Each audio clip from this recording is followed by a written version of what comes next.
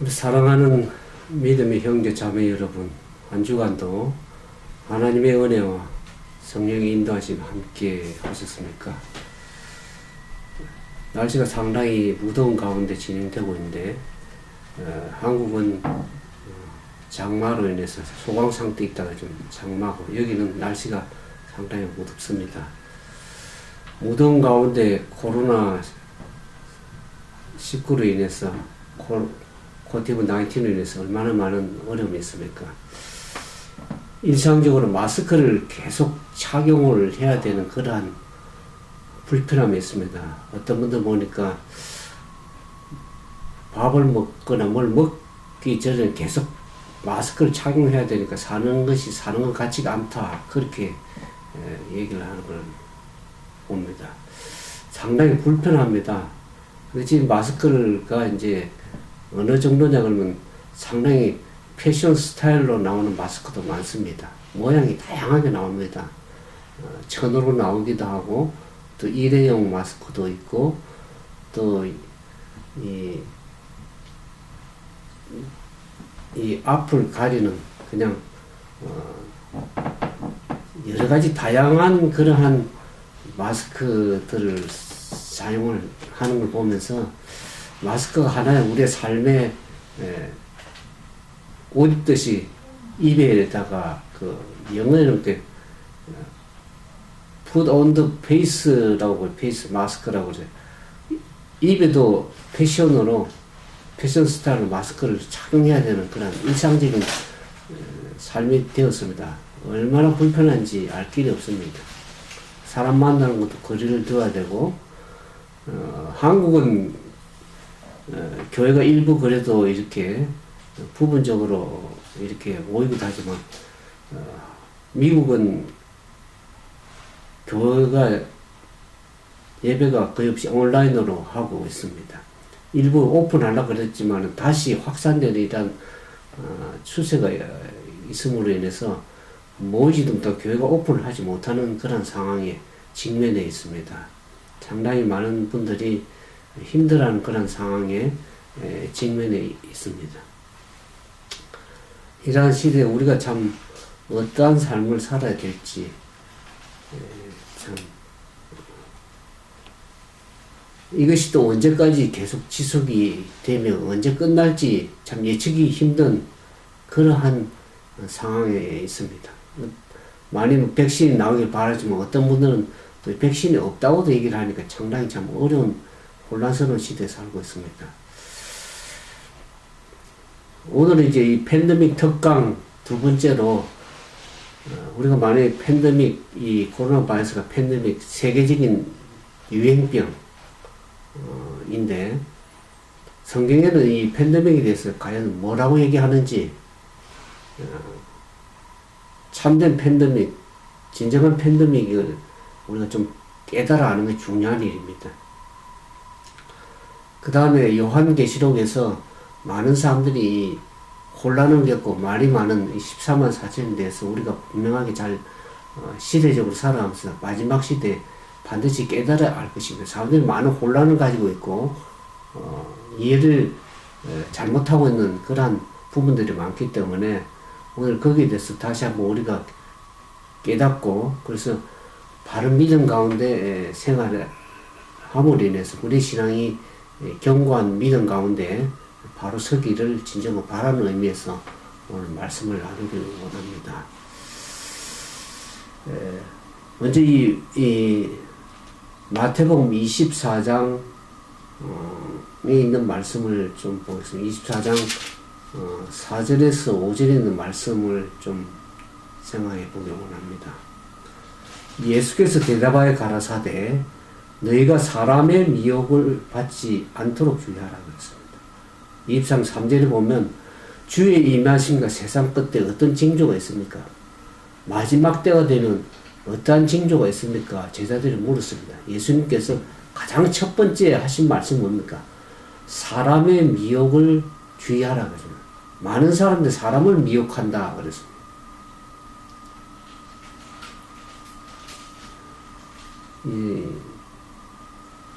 우리가 사람의 말에 너무 현혹이 되거나 어떤 목사가 말을 해서 그 말을 믿거나 어떤 교단이 한 말이라서 중요한 것이 아니라 우리는 성경이 뭐라고 말하는지를 바르게 깨달아야 될 것입니다.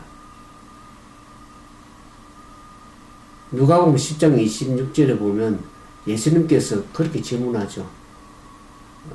우리가 영생을 얻기 위해서 무엇을 해야 됩니까? 율법사가 와서 물을 때 예수님이 뭐라고 대답을 합니까? 율법에 무엇이라 기록되었으면 내가 어떻게 읽느냐 그렇게 얘기를 합니다. 성경 기록에 어떻게 기록되었으면 또 많은 사람들이 그것을 어떻게 읽고 있느냐 하는 것입니다. 많은 사람들이 사람의 미혹뿐만 사단의 기만에 다 속고 있는 세상에 살고 있다는 것을 잘 이해를 못하고 있습니다. 오늘 정치적으로도 그렇습니다. 겉은 아니면서 겉과 속이 다 다르죠. 대통령의 지위에 있는 사람도 겉과 속이 다릅니다. 정책적으로. 오늘날 그 한국의 서울시장 박원순 시장도 자살을 했습니다. 노무현 대통령 시대 때도 노무현 대통령도 자살을 했습니다. 노회찬 씨도 그렇죠. 정치적으로 겉은 화려한 것 같은데 배우 뱃속에는 얼마나 위선이 들어있으면 기만이 들어있는지 알 길이 없습니다. 특히 정치하는 사람들이 겉모술수가 많아서 겉과 속이 완전 다르다는 것을 여러분들 아셔야 됩니다.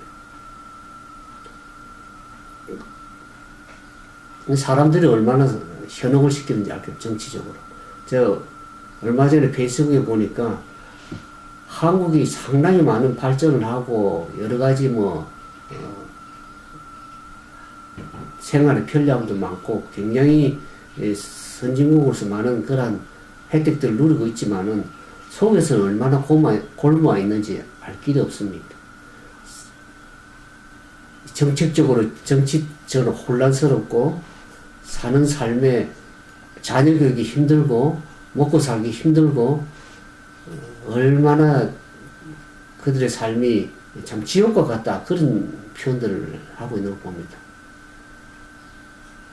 힘든 삶을 살아가고 있는 이 세상에서 우리가 어떻게 참 살아야 행복한 것인지. 그래서 한국에 사는 사람들이 거창하라고 생활은 편리하고 많은 문화와 혜택을 누리며 경제적으로 불강했지만은 그들의 실상의 삶은 얼마나 비패하며 행복하지 못하며 고통스러운 지옥과 같은 그런 삶을 살아간다는 얘기를 글을 보면서 너무나 마음에 와닿아서 얘기를 드리는 것입니다. 미국의 삶도 그렇게 호락호락하지는 않습니다. 코로나 바이러스 이후부터 경제적으로 위축이 되고 일을 하지 못하고 레이오프 당하고 고통당하고 있고 얼마나 삶이 힘들어가는 삶인지 알 길이 없습니다. 특히 스몰 비즈니스 하는 사람들은 그냥 죽을 맛이라는 얘기를 하는 겁니다. 그러니까 상당히 어려운 시절을 보내고 있습니다. 이 사람의 미혹이 사람이 특히 이 성경을 해석을 할 때 성경이 성경 자체를 해석을 하면 되는데 사람이 성경을 더 어렵게 만들어 버렸습니다. 인간의 해석, 과학적 지식 그런 것을 사람의 지혜를 자꾸 덧붙이다 보니까 성경 순수하게 이해하지 못하고 성경을 더 어둡게 만들어 버렸습니다. 선지설님 아멘 감사합니다. 그 다음에 이 교단은 어떻습니까? 교단이 형성이 되는 것이 이 개혁자들이 나와서 마르틴 루터 이후에 여러 개혁자들이 나와가지고 이 성경을 가톨릭 이 구교가 성경을 읽지 못하게 하고 성경을 잘못 해석하면서 이 개신에서 나온 개신교 아닙니까? 그 개혁자들의 정신이 다 잊어버리고 각 교단별로 자기 주장하는 그 교리 그게 장벽에 갇혀가지고 그 이후 세대가 오히려 믿음의 퇴보를 이루고 있는 것을 보게 됩니다. 또 어떤 경우는 하나의 말씀보다는 목사나 교회 권위에 더 위에 두면으로 인해서 성경을 오히려 더 하나의 말씀보다는 인간의 말을 더 권위에 두고 교회 권위로서 성경 말씀을 폐하는 그러한 시대가 되어버렸습니다. 그러니까 우리가 다 사단의 기만에 쏟고 있는 것입니다.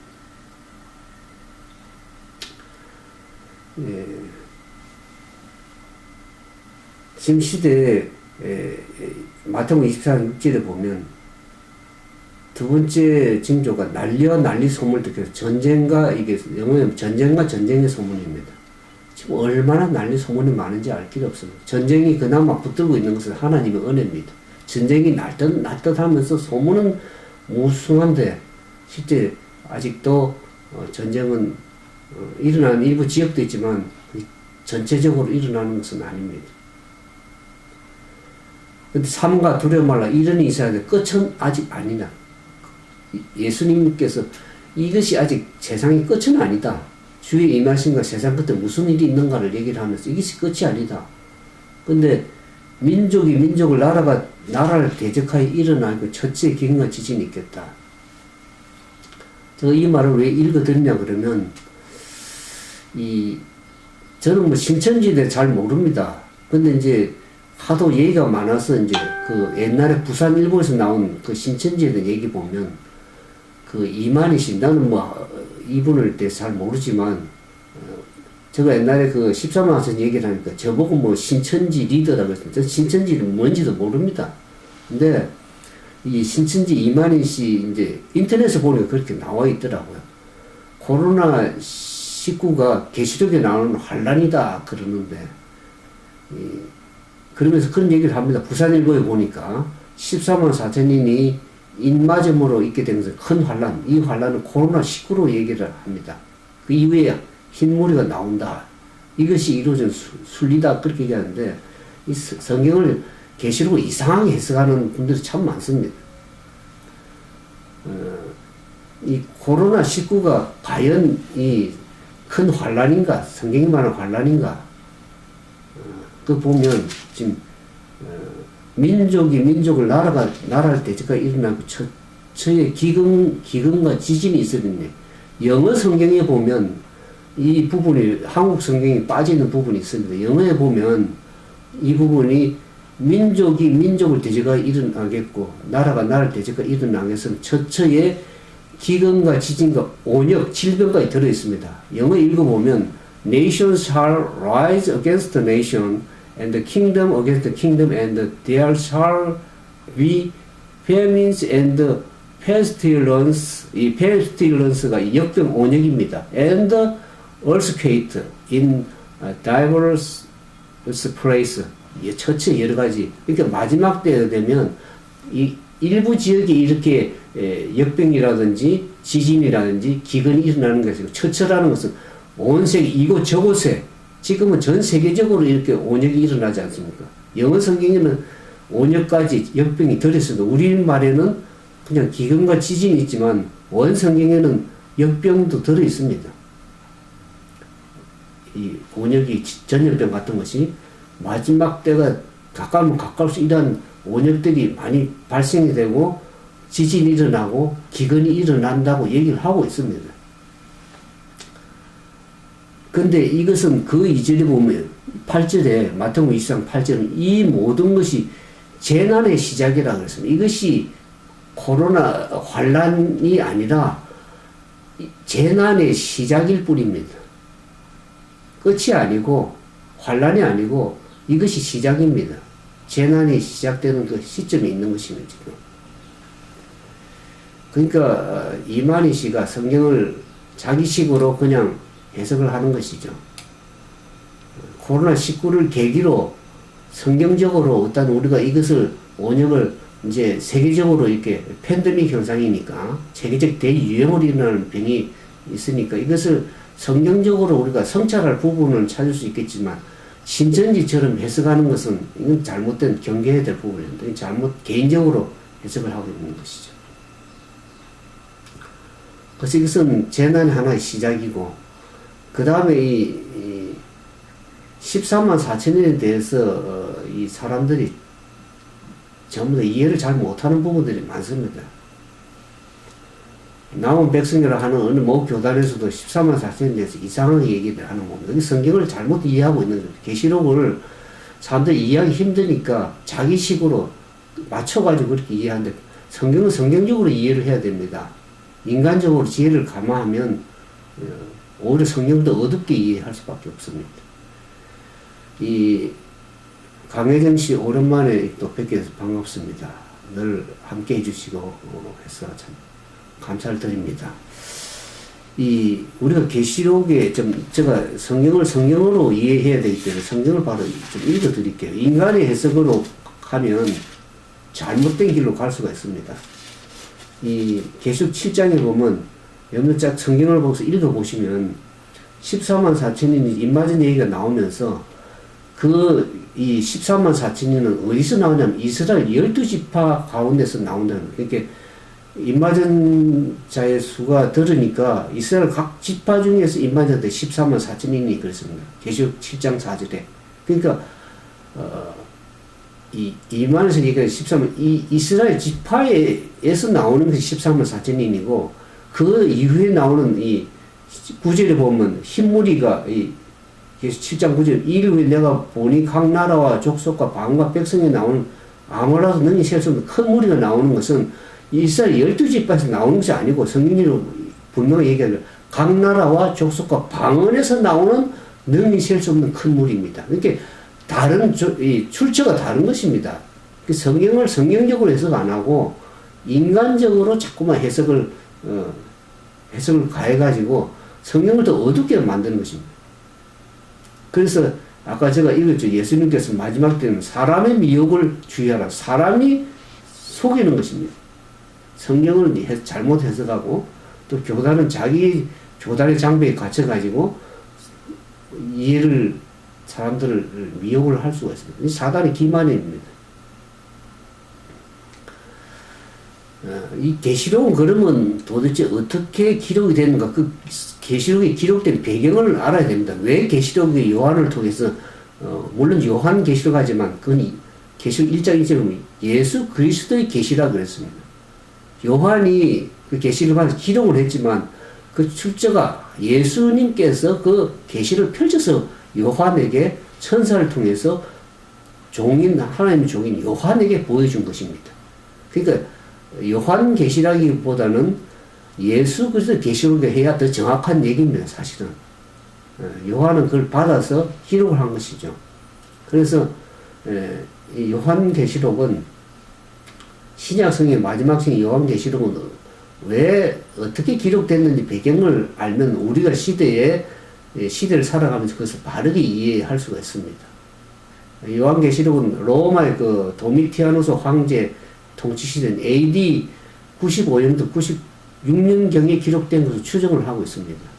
이 도미티아누스 황제 때 이 황제들은 그때 완전 신적인 존재였습니다. 그래서 이 황제가 자신을 주인과 신으로 숭배하도록 강요를 했습니다. 많은 사람들이 황제 숭배를 많이 강요했고, 그래서 이것을 거부하고 황제를 숭배하지 않고 따르지 않은 사람들에게 혹독한 박해를 많이 가하는 핍박을 한 것입니다. 많은 사람들을 감옥에 가두고 사자굴에 던지고 해서 기독교인들을 많이 크리스찬들을 핍박을 많이 했죠. 왜냐하면 황제를 하나님을 섬기다 보면 결국 황제를 숭배할 수가 없는 것이, 다른 신을 섬길 수가 없는 것이, 그러다 보니까 크리스찬들이 많은 핍박을 당하고 죽임을 당한 사건들이 있습니다. 그래서 이와 같은 그 일이 마지막 시대 때도 다시 한번 핍박이 일어날 것을 계시록은 얘기를 하고 있습니다. 하나님을 섬기다 보면, 바르게 살다 보면 결국 핍박을 받을 수밖에, 다른 신을 섬길 경배할 수 없기 때문에 이 핍박을, 사단의 마지막 시대 때 자신의 지상 세력을 가지고 사람들을 핍박하는 일이 있습니다. 그래서 마지막 시대 때 동일한 핍박이 일어나는데 이 계시록 13장에 가면 여러분들이 지난번 제가 계시록 강의할 때 많은 부분들을 설명을 들었습니다. 그게 이상한 짐승들이 나오는데 그 짐승을 바르게 이해 못하면 다른 쪽으로 이상하게 해석을 해 갑니다. 성경을 바르게 다니엘서와 보면 짐승이 여러 모양이 나오면 그게 계시록에 나오는데, 그러니까 다니엘서를 이해를 못하면 계시록을 이상하게 해석해 버리게 되는 것입니다. 그게 올라오는 그 계시록 13장에 보면 바다에서 올라온 짐승과 땅에서 올라온 짐승이 나오는데 그 짐승의 표상이 다 계시록에 나오는 이 그림들입니다. 그러니까 다니엘서를 이해를 못하고 계시록만 풀어버리면 영 이상한 쪽으로 인간적 해석으로 잘못 해석하게 되는 것입니다. 근데 지금 우리가 어떤 시대에 살고 있냐 그러면 그걸 설명하기 전에 계시록을 지금 설명을 하는 거니까 그걸 조금 더 설명하고요. 이 계시록의 배경에 보면 로마 도미테로스 황제 기독교 박해 때 그때 이제 그 박해를 받아서 밤모섬으로 유배되었습니다. 그 사도 요한이. 그래서 그 유배지에서 밤모섬에서 예수 그리스도 계시를 받고 계시록을 기록했다고 우리가 알고 있죠. 그래서 이 예수님의 12제자 중에 한 사람이 사도 요한이 그때 이제 이 밤모섬이 이 정치적인 수용소라고 그때 알려져 있습니다. 그게 그 돌들이 굉장히 많은데 그 채석장에서 이제 강제노동 하던 중에 이제 계시록과 기록을 했는데 그 계시록이 누구에게 전달되는 기록이냐 그러면 그 당시에 받는 수신자들이 이 7교회였습니다. 소아시아에 있는 여러 그 주변의 7교회들, 예배소, 서무나, 버가모, 두아디라, 사대, 빌라델피아, 라오디아에 있는 소아시아 7교회들에게 교회 신자들에게 보내는 7교회 보내는 그런 기별이 그 계시록이었습니다.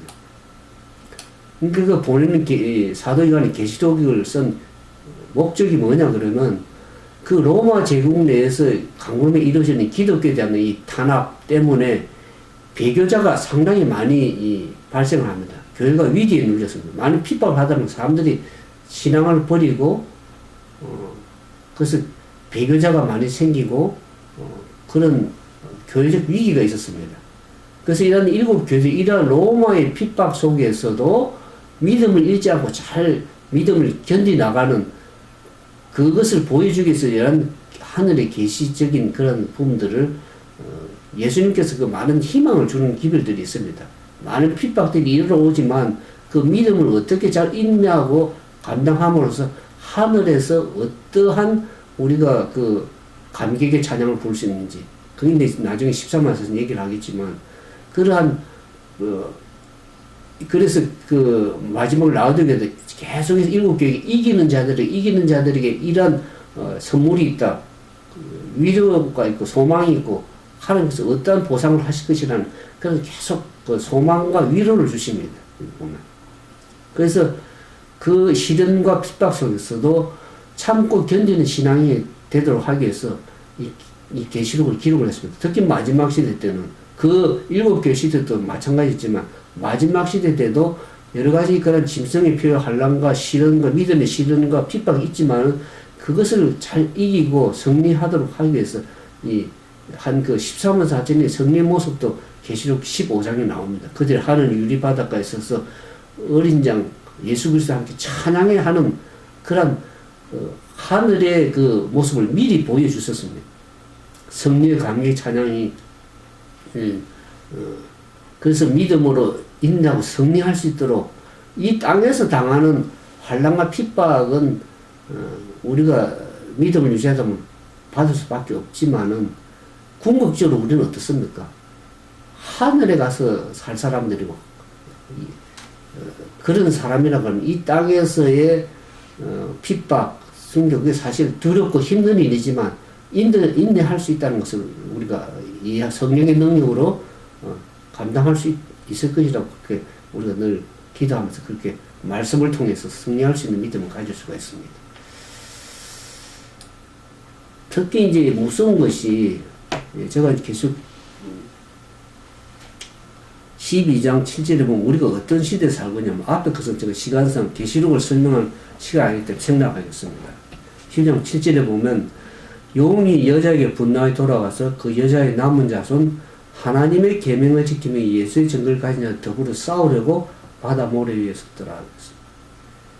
용이 지금 용은 뭡니까? 우리 계시록 12장 보면 예뱀 계시록 12장 9절에 큰 용에서 내쫓긴 예뱀 곧 마귀라고 사단이 하는 온 천하를 깨는 자가 땅으로 내쫓겼다 했습니다.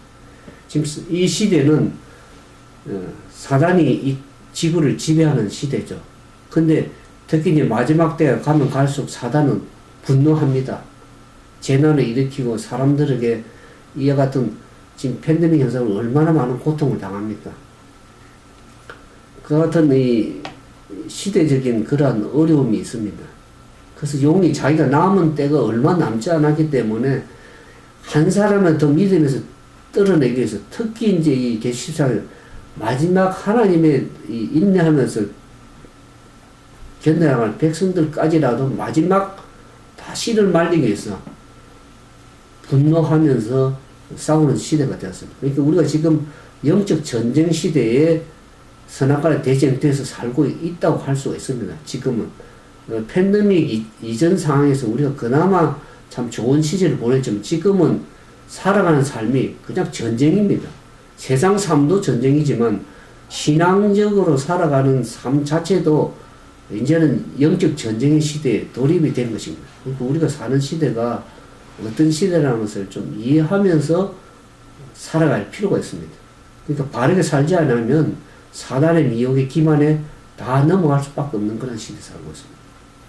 그래서 이 13장에 가면 이 하나님의 계명 지키면서 예수 증거를 가진 사람들과 이제 마지막 싸움인데 13장은 그들을 싸우기 위해서 어떤 세력을 지상에 올냐면 바다에서 올라오는 짐승, 땅에서 올라오는 짐승인데 이 짐승이 이제 바다에서 올라오는 짐승은 표범과 같고 고멜발 같고 입은 사자 같고 이게 곰, 사자 이런 상징적인 짐승들이 다니엘서의 2장과 7장에 보면 다니엘 2장과 7장에 보면 다 나오는 짐승들입니다.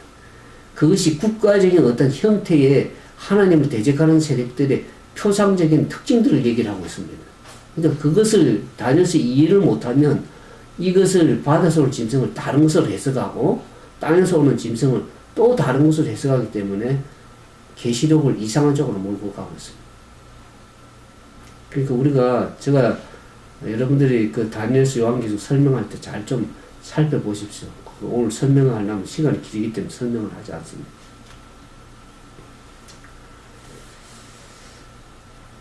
그래서 이 키포인트 제가 말씀드리는 것은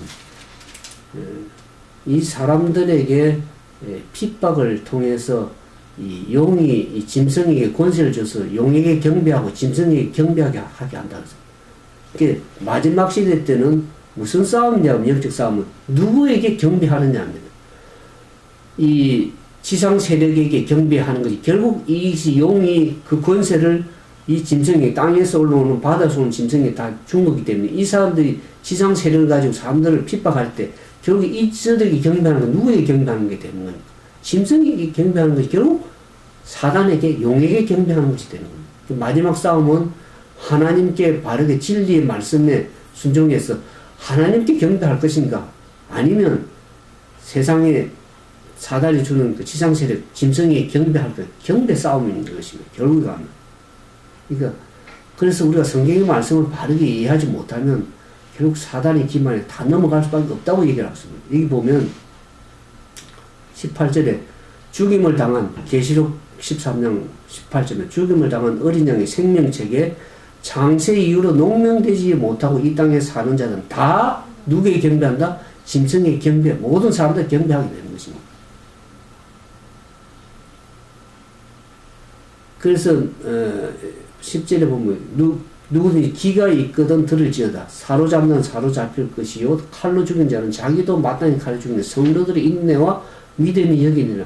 성도들의 인내와 믿음이 필요하다고 얘기를 하고 있습니다.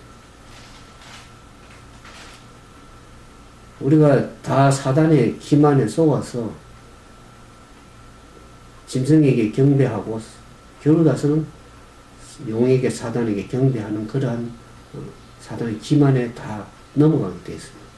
그래서 이 계시록을 우리가 바르게 이해하지 못하면 사단의 기만에 다 속아서 살아갈 수 없다. 근데 문제는 우리가 가장 지금 코로나 바이러스에 힘든 것이 경제적인 문제입니다. 사단이 이 권세를 올리기 위해서 무엇을 주장한가? 경제 문제를 가지고 나옵니다.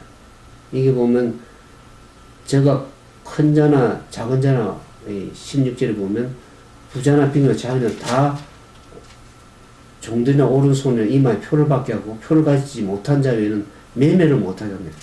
이 경제적인 문제, 지금도 지금 이게 왜 이 지상 세력, 바다에서 오는 짐승, 땅에서 오는 짐승이 등장하게 출현하냐면 이 경제적인 문제를 가지고 나옵니다. 경제적인 문제 아니고는 사람들을 지금 정치적으로 많은 이제 혼선이 있지만 아까 민족이 민족을 나라가 나라를 대적하여 일어난 시대가 있었지만 지금처럼 각 나라가 이 전쟁을 하는 시대가 없었습니다. 그래서 그것을 통해서 각 나라가 자기가 살 길을 찾는 것입니다. 서바이벌. 지금 경제적으로 이 국가라든지 개인도 그렇고 기업도 지금 다 도산되어 가는 거예요. 그래서 사단이 사람들을 꼼짝 못하는 경제 문제를 가지고 다 이렇게 사람들을 이렇게 할 때, 그래서 어떤 문제까지 일어나냐 그러면 짐승 이적을 행할 뿐만 아니라 15절 권세를 받아 짐승의 우상을 생겨주어 짐승의 우상을 말하게 하고 짐승의 우상이 경배하지 않은 자는 며칠 다 죽이게 하더라. 사람들을 사형에 차고 죽이는 일. 경제로서 옥을 재우다가 그게 다 경제에 다 굴복하게 되는 것이죠, 사람들이. 그거에 굴복하지 않으면 사형에 처한다, 죽임을 한다 그러면 사람들이 다 그게 다 굴복하는 것입니다. 이런 시대에 어떻게 우리가 살아남을 수 있을 것인가? 여러분들이 뭘로 살아남겠습니까? 인간의 힘으로 살아갈 수 있는 그 마지막 환란 때에 살아갈 수 있는 것이요. 인간적인 힘으로 살아갈 수 있는 것이 아닙니다, 이것은. 하나님의 도우심이 아니고는 살아갈 수 있는 시대가 아니라는 것. 이렇게, 그 사람들이 다 거기에 불복하고, 그냥 그 사단의 지상 세력을 통해서, 바다를 짐승, 땅속을 짐승 통해서 다 경배하게 할 때 다 굴복하게 되는 것입니다.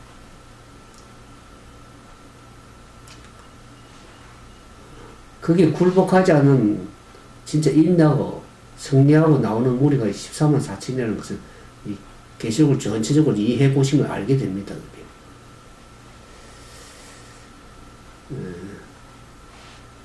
근데 이 14만 4천인하고 이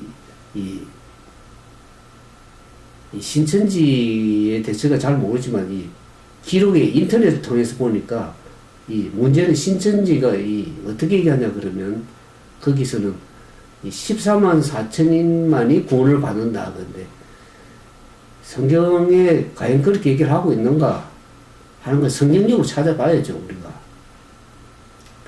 많은 지금 논란이 되고 있는 것이 14만 4천인 논란인데 그것을 사단이 얼마나 편협하게 만들었는지 알겠습니다. 14만 4천인을 잘못 얘기해놔가지고 말씀도 많고 그걸 얘기하면 뭐 이상한 쪽으로 얘기를 하게 해놔가지고 특히 신천지 같은 이상한 이단 세력들이 계시록을 잘못 해석하고 많은 개신교에서 잘못 해석하고 있지만 해석해놔가지고 상당히 오해하게 만든 사단이 이 14만 4천에 대해서. 그래서 사람들이 오해 소지를 갖게 하고 논란이 되고 있는 말이 많은 것이 14만 4천 문제예요.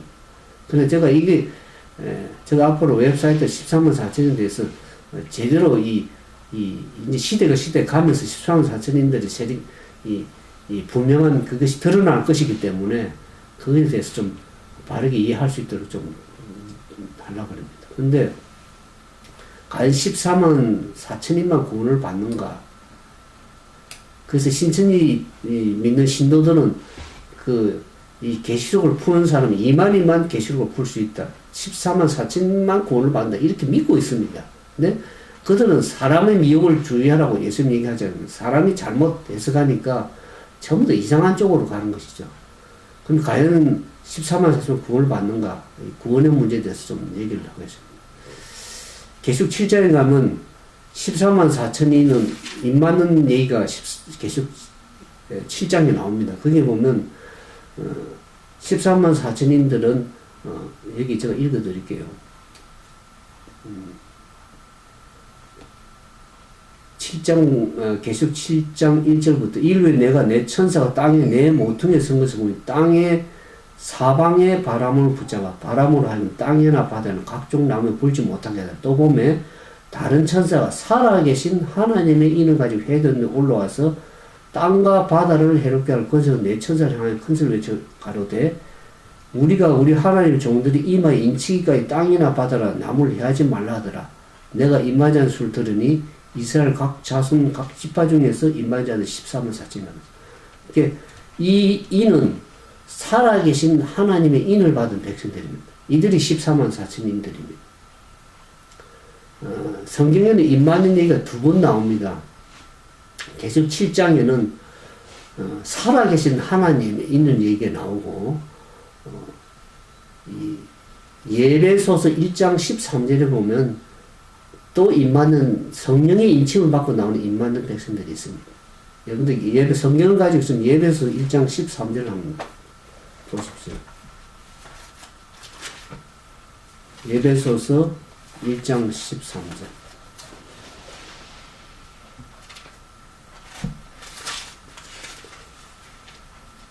갈라디아서 다음에 나오죠. 예배소서 1장 13절. 그 안에 너희도 진리의 말씀 곧 너희의 구원의 복음을 듣고 그 안에서 또한 믿어 약속의 성령으로 인치심을 받았으니 약속의 성령으로 인치심을 받는 얘기가 두 번 또 나옵니다.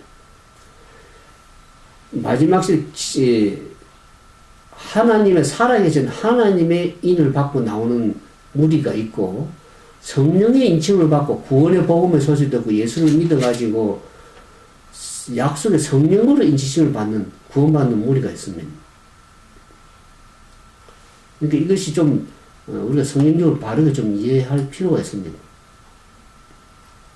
성령의 인치심, 그러니까 성령의 약속의 성령 예수를 믿어서 하나님의 말씀 믿어서 약속의 성령 인침 받는 그 구원받는 무리들은 창세 이후로부터 우리 창세기부터 요한계시록 이르기까지 마시도에 예수님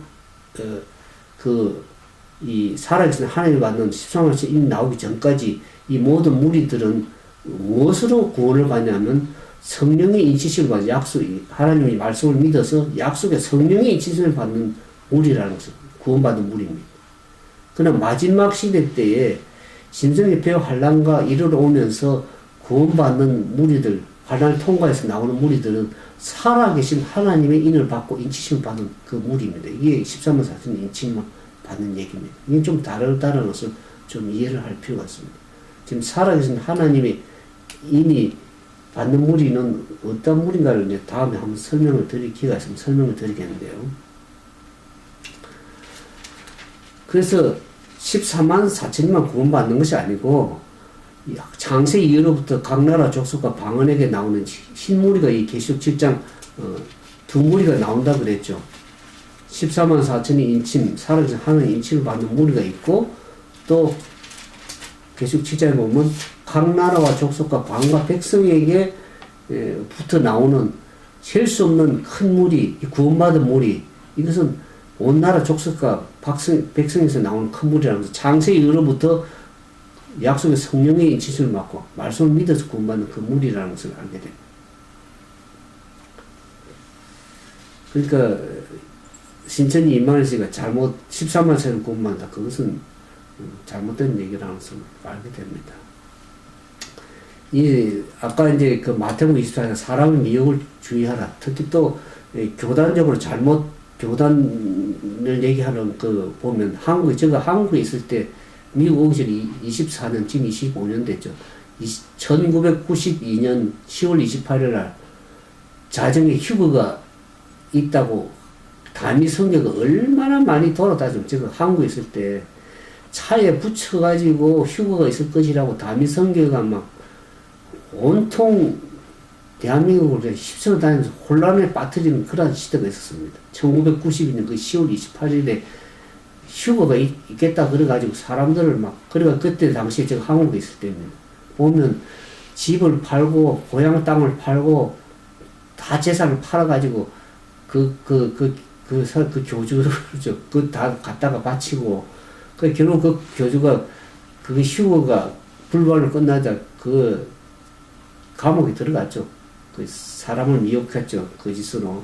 그래가지고 그 어떤 분들은 뭐 자기 재산을 다 팔고 땅도 팔고 스텔라 성류도 팔아가지고 1200만 원 헌금으로 갖다 바친 90대 40대 여인이 손해배상 소송을 냈다. 부산일보 기록이 돼 있는 거예요. 1992년 10월 28일에 자정에 휴거 일어나지 않자 그 현금을 갖다 바친 40대 여인 그 신도 중에서 손해배상을 소송을 냈다고.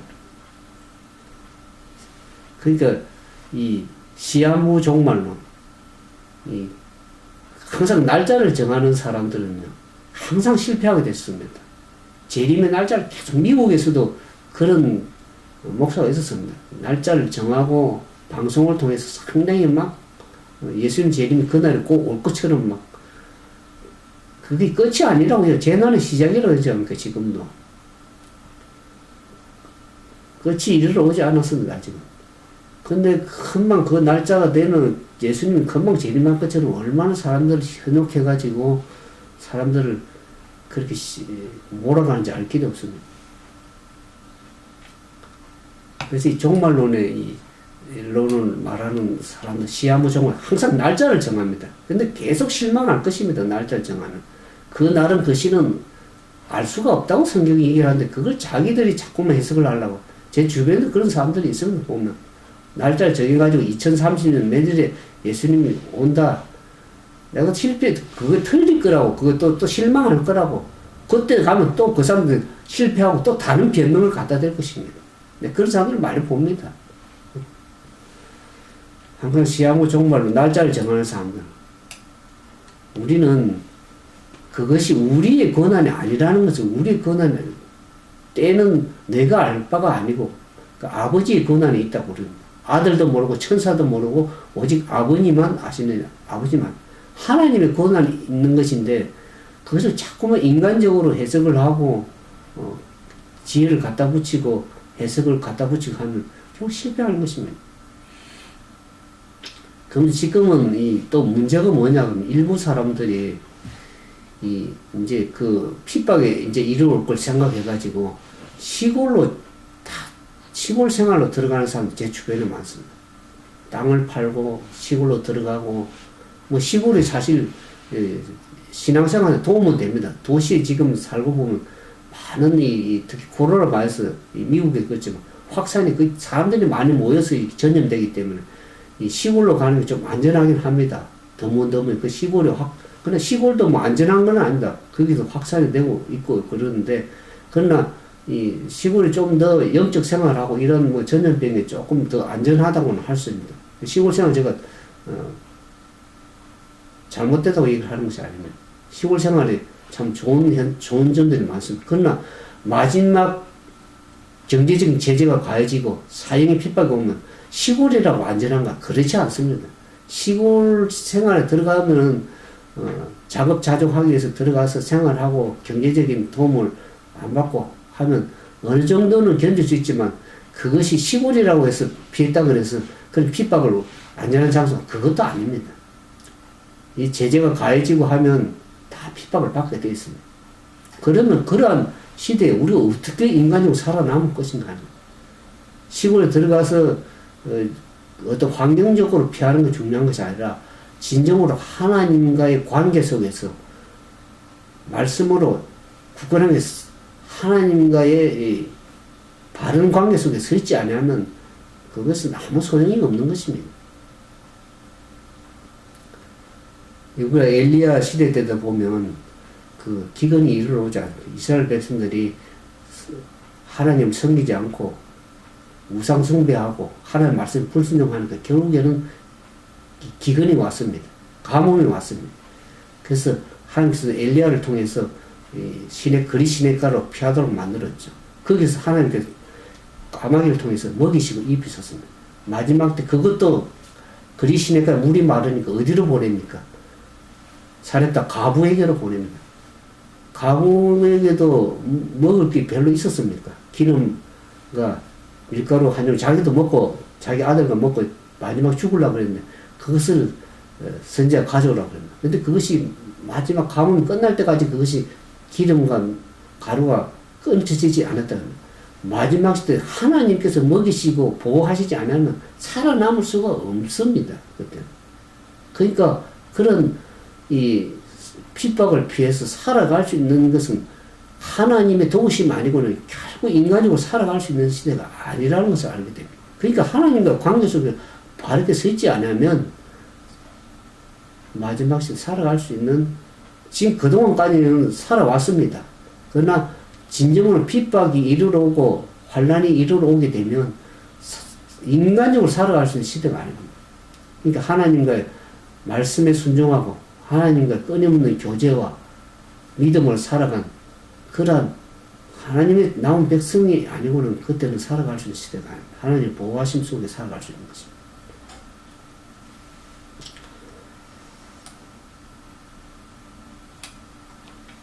그래서 이 성경이 정언하는 팬데믹에 대해서 좀 말씀드리면, 그동안 우리가 이제 코로나 바이러스 많은 전염 온역이 재난의 시작이라고 했습니다. 근데 진짜 그때 가면 살아남은 하나님 남은 백성들 아니고는 이 성경이 말하는 팬데믹, 칠지향, 재앙 문제를 제가 그 전에 다뤘는데요. 지금도 지금 거의 재앙의 사방의 공중을 바라는 제7장에 말하는 내천사가 바람을 붙들고, 바람은 성경의 전쟁이고 재난이고 이럽니다. 그것이 서서히 낮게 되다 보니까 재앙이 한 방울씩 이 땅에 지금 떨어지고 있는 시대인데, 그 재앙 때문에 지금 얼마나 이것도 감당하기 힘들 정도인데, 성경에 나오는 이 재앙은 하나님의 긍휼이 담기지 않은 그러한 재앙이 떨어질 때는 사람이 어떻게 감당을 하겠습니까? 하나님 짓는 7재앙, 계속 14장은 이 재앙이, 16장에 재앙이 나오는데요. 15장에는 이 재앙을 이기고 나온 자들, 제가 계속 15장 읽어드릴게요. 하늘에 크고 이상한 다른 이적을 보면 7천사가 7재앙을 가져서 또 마지막 재앙이라 하나님의 진노가 이것을 마치니라. 또 내가 보니 불이 섞인 유리바다 같은 것이 있고 짐승과 그 우상과 그 이름의 수를 이기고 벗어났는데 유리바닷가에 서서 하나님의 검은걸 가지고 하나님의 종 모세노를 어린양을 부르는, 이것이 이 찬양을 부르는 14만 4천인 얘기입니다. 14만 4천인들이 짐승의 수를 이기고 짐승의 이 환란을 통과해서 이기고 나온 자들의 찬양하는 모습이 15장에 나오고요. 그러면서 15장 5절에 보면 이제 7재앙의 7천사가 재앙을 붓기 시작하는 모습이 나옵니다. 그러면서 16장에 진노의 7대접을 땅에 천사가 쏠 때 그 마지막 7재앙, 이것이 온 세상 진짜 팬데믹 현상입니다. 이것은 성경이 정언하는 진짜 팬데믹입니다. 이것은 사람이 진짜 감당할 수 없는 엄청난 일이 될 것입니다. 그것에서 우리가 어떻게 살아남을 것입니다. 하나님께서 하나님의 남은 백성 14만 4천인들에게 보호의 덕을 씌워서 이 재앙을 피해를 받지 않도록 씌우는 덮개입니다. 우리가 출애굽기 보면 이스라엘 백성들에게 이제 애국 백성들에게 열장이 내릴 때 하나님의 이스라엘 백성, 하나님 있는 백성들에게는 이 재앙이 내리지 않은 사실을 우리가 보지 않습니다. 그것이 계시록 마지막 때에 보면 이 재앙, 이것이 팬데믹 현상, 진정한 성경이 정하는 팬데믹, 이것의 보호함을 받아야 되는 것입니다. 그러면 우리가 어떻게 하나님 말씀에 서는 남은 백성이 될 것인지를 참 우리가 그것을 재앙을 피하게 하기 위해서 지금은 그나마 코로나19는 그나마 마스크도 쓰고, 뭐, 치료를 받고 해서, 그나마 살아남을 뭐, 죽는 사람도 많습니다. 제 주변에 보면. 그렇지만, 살아남는 사람도 있지만은, 마지막 성경이 정하는 이 팬데믹, 이것은 살아남을 사람이 없습니다. 하나님의 진노로 이르러 이 재앙은 사람이 감당할 수 있는 것이 아니기 때문에, 우리가 어떻게 이 일곱 재앙, 마지막 일곱 재앙을, 팬데믹을 감당을 할 수 있겠습니까? 그 16장 이제 첫째 가서 그 대접을 땅에서 얻은 악하고 독한 hun대가 진성의 표를 받은 사람과 그 우상에게 경배한 자들에게 나더라. 둘째는 바다에서 오는데 그 피같이 되며 강물이 건네 지금 피가 되어서 사람들이 물을 마실 수가 없습니다. 이게 전부 이 출애굽기 보면 이런 현상들이 동일하게 있습니다. 종기가 나고 악한 hun대가 나고 강이 피처럼 되어서 사람들이 마실 물이 없어서 고통당하고 하는 일들이 있었습니다. 그래서 이러한 일들을 보면서 제가 늘 강조하는 것이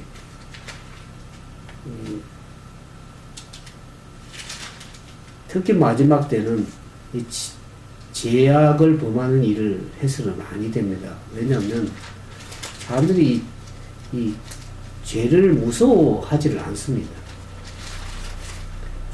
계속 18장에 가보면 이 재앙이 왜 오는가 하는 얘기를 합니다. 계속 18장 4절에 가면 또 내가 되는 하늘에서 다른 없이 나서가 내 백성아 거기서 나와 그 죄에 참여하지 말고 그에 받을 재앙들을 받지 말라. 이 사람들이 이 18장 사람들 그 모든 사람들이 큰 성 바벨론 특히 이 하나님을 대적하는 바벨론 세력 큰 세력이 그 언약의 진노에 퍼져는 만국을 다 나라를 다 사람들을 다 무너뜨리고 땅의 왕들도 그로 더불어 음행하고 땅의 상고들 사치의 세력이 치부했다. 정치와 경제와 종교적인 세력이 다 어떡합니까? 다 멸망합니다. 무너진다고 얘기를 합니다.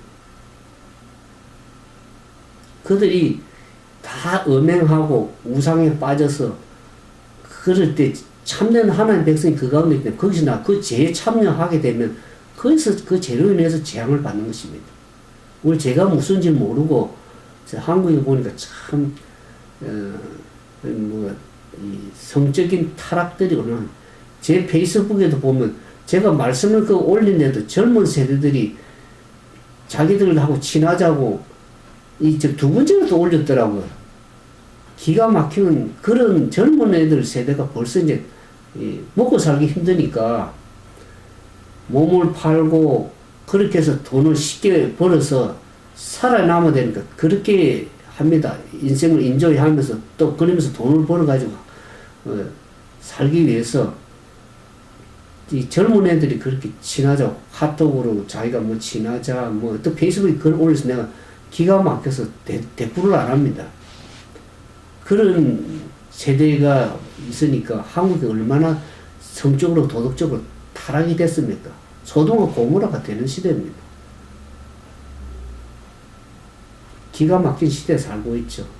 이렇게 뭐 미국도 뭐 일본도 말할 것이 없습니다. 일본에 한국 저희 동생이 일본에 오래 살다고 하는데 성적으로 소돔과 고모라 됐습니다. 우상 숭배가 풍부할 뿐만 아니라 도덕적으로 타락이 됐습니다. 이 정치하는 사람은 오늘 보면 박원순 시장도 그렇지만 성도덕적으로 타락이 될 뿐만 아니라 정치적으로 다 타락이 되고 사람들이 다 도덕적으로 바른 사람들이 별로 없습니다. 믿음에 바른 목선이 안 써 있으면 다 타락하게 돼 있습니다. 도덕적으로 타락하게 돼 있고 성적으로 타락하고 그렇습니다. 그래서 믿음의 바른 노선을 서지 않으면 자칫하면 사단이 주는 그 기만에 유혹에 다 넘어가게 돼 있습니다. 그래서 그 죄에 참여하게 되면 결국 우리가 재앙을 받을 수밖에 없고 결국 그 자기들의 그 양심에 위협이 되면 어떡하면 그게 죽음으로 가는 것입니다. 그래서 자살을 하고 결국 궁극적으로 멸망당하고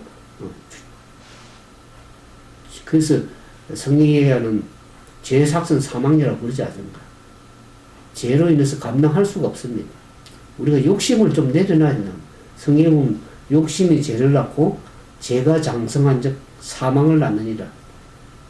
그렇게 사람들이 물질의 욕심, 또 도덕적, 성적으로 성욕, 물욕, 그런 또 요즘엔 특히 이제 문제가 많이 먹는 음식의 욕심들, 그 욕심들 다 안 내려놓지 않으면 그것이 결국 우리를 죽음으로 몰고 갈 것입니다.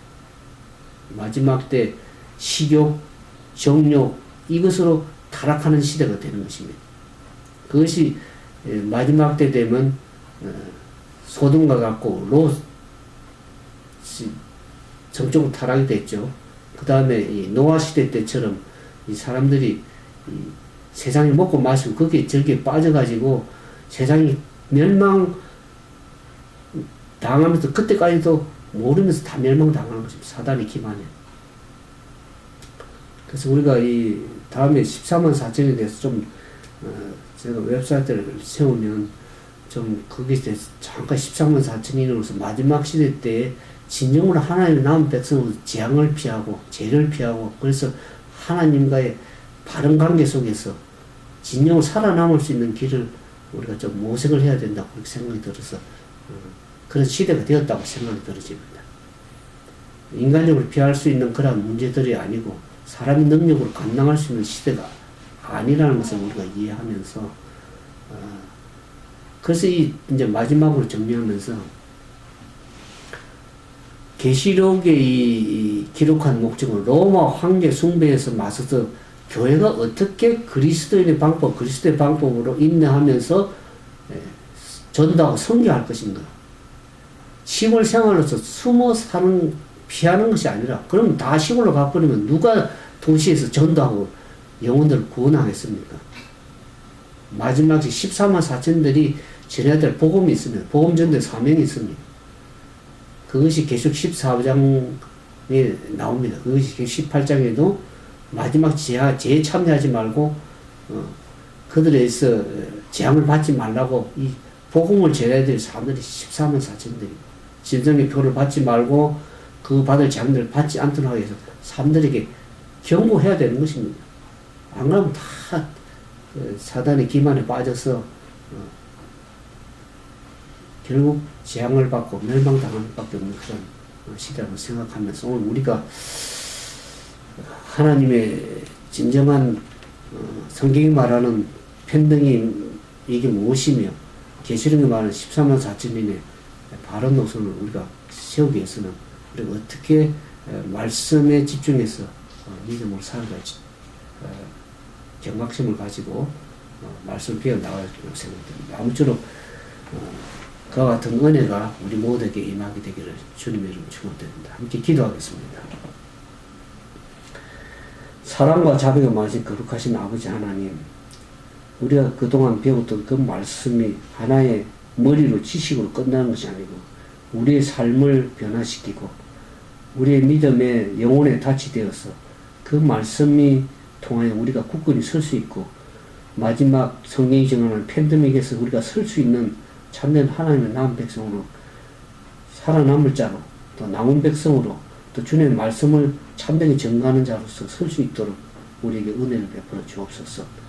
사단이 온 세상 사람들, 정치와 경제와 또 신앙, 영적인 세계까지도 다 타락시켜서 사람들 기만으로 몰아가는 이 시대에 우리는 진정한 하나님의 남은 백성으로서 말씀을 부여잡고 살아남을 수 있는 백성으로 서기 위해서 어떻게 말씀에 순종해야 되며 살아가야 될지를 다시 한번 경각심을 주사오니 감사드립니다. 우리에게 그냥 피상적인 믿음의 삶이 아니고 실제적인 우리의 삶 속에 하나님의 말씀과 더불어 동행하는 남은 백성에서 온전한 삶이 될 수 있도록 도와주셔서 하나님을 유일하게 설 수 있는 그날에 이르기까지 우리를 붙들어 주시고 인도하셔서 하나님 안에서 굳건히 설 수 있는 그런 믿음의 삶이 될 수 있도록 도와주시옵소서. 마지막 시대에 참으로 성도들의 인내가 필요한 시대, 인내하는 믿음을 가지고 주님과 동행하는 거룩한 삶이 되도록 우리 모두에게 축복해 주시옵기만을 사랑의 말씀 예수 이름으로 감사하며 간절히 기도드리옵나이다. 오랜 시간 동안 함께 해주신 우리 형제 자매들에게 감사드립니다.